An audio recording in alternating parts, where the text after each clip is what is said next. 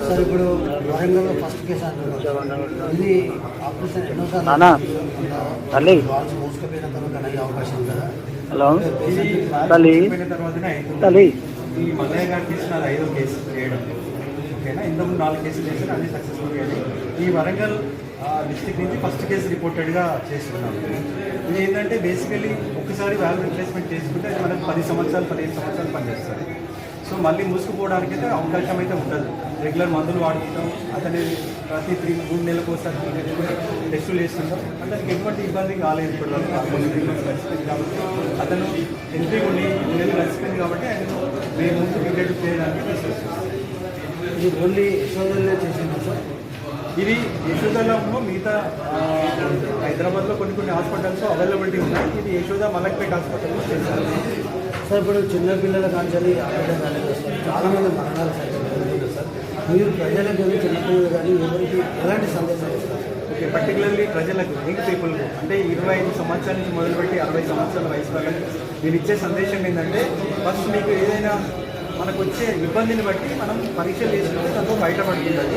ఏ పరీక్ష అయినా పర్టికులర్లీ యువత, పర్టికులర్లీ ఎవరికైతే బాగా స్ట్రెస్ ఎక్కువ ఉండదో, స్మోకింగ్ అలవాటు ఎక్కువ ఉండదో, అలవాటు సరైన రెగ్యులర్ వ్యాయామం ఉండదో, వాళ్ళు ప్రతిరోజు అట్లీస్ట్ సంవత్సరానికి ఒకసారైనా గుండెకి సంబంధించిన పరీక్షలు చేసుకుంటే మనకి ఎంతో కొంత దాంట్లో ఇన్షియల్ ప్రాబ్లం తెలుస్తుంది. దాన్ని బట్టి ఫర్దర్గా పోతే సడన్ ప్రమాదాలు, సడన్గా ప్రాణాపాయ స్థితికి వెళ్ళకుండా ఉంటాము. దాంతోపాటు ఏంటంటే మన అలవాట్లు కూడా చేంజ్ చేసుకోవాలి. ఇక చిన్నపిల్లల వయసుకు వచ్చే వరకు పర్టికులర్లీ వాళ్ళలో వస్తే గుండెలో రంధ్రాలు లాంటివి వస్తుంటాయి. ఎవరైతే బాబులు కానీ పాపలు కానీ నడుస్తుంటే ఆయాసం వస్తుంటుందో, నడుస్తుంటే పసుపు కలర్ బ్లూ కలర్లో మారుతుంటారో వాళ్ళని కొద్దిగా వెంటనే గుండె డాక్టర్ దగ్గరికి వెళ్ళి ఒక రకమైన 2D టెస్ట్ అనేది ఉంటుంది. ఆ టెస్ట్ చేసుకుంటే మనకు చిన్నపిల్లల్లో ఉండే నిన్న జబ్బులు బయటపడతాయి. పెద్దవాళ్ళలో ఈ TMT, SCG, 2D అనే టెస్టులు ఉంటాయి. ఆ 3 టెస్టులు అనేవి బేసిక్ టెస్టులు. అవి చేసుకుంటే మనకు గుండెపోటుకు సంబంధించిన వ్యాధులు అనేవి దాంట్లో బయటపడుతుంటాయి. సో కొన్ని ఈసీలో కూడా తెలుసలేదు సార్. ఈసీలో బట్టి చాలామంది రువ్ అవుతున్నారు సార్. తర్వాత టూడీగా చేసుకుంటారు. ఎప్పుడైతే మనకు వచ్చిన సిమ్టమ్స్ అనేవి పర్టికులర్లీ యంగ్ పేషెంట్లను బయట ఎక్కువగా 30 సంవత్సరాలు ఉండే వయసు గల వారికి గుండెపోటు కానీ గుండెకి సంబంధించిన రక్తనాళాల్లో బ్లాక్స్ ఉన్న వాళ్ళకు ఈసీజీలో వెంటనే తెలుస్తుంటాయి. ఒక 30 సంవత్సరాల నుండి 60 సంవత్సరాల మధ్య వయసు ఉన్న వాళ్ళకి ఛార్జింగ్ చేసిన మనకు బ్లాక్స్ అనేవి 100% ఉండనప్పుడు ఈసీజీలో మార్పులు రావు. అట్లాంటప్పుడు ఫర్దర్ టెస్ట్ ఉంటాయంటే 2D తర్వాత TMT ట్రీట్మెంట్ టెస్ట్. ఈ రెండింటిలో బయటపడడానికి 90% ఛాన్స్ ఉంటుంది.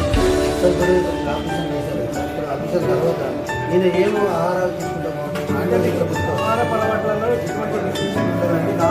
నార్మల్గా కూరగాయలు, ఆకుకూరలు, పండ్లు అన్నీ తీసుకోవచ్చు.